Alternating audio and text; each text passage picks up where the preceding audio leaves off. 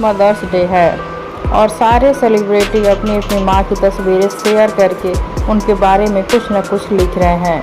वहीं निधि झा माँ बनने के बाद अपनी माँ के लिए आज मदर्स डे पर बहुत ही अच्छी बात लिखी है, अपनी माँ का फोटो शेयर करके। और उनकी माँ के गोद में है निधि झा का प्यारा सा बेटा, मतलब ये अपनी नानी के गोद में है। और इस फोटो को शेयर करके निधि झा लिखी है, हैप्पी मदर्स डे माँ।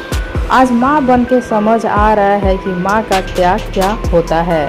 Thank you for always beginning there. You are the world best mom. I love you and I promise कि मैं आपकी तरह एक अच्छी माँ बनने की कोशिश करूँगी। इस फोटो को शेयर करके निधि झा ने यही लिखा है अपनी माँ के लिए। निधि झा मुंबई में रहती हैं और उनके माता पिता और उनके भाई सभी लोग मुंबई में ही रहते हैं। और निधि झा के घर कोई भी फंक्शन होता है सभी लोग एक साथ देखने को मिलते हैं।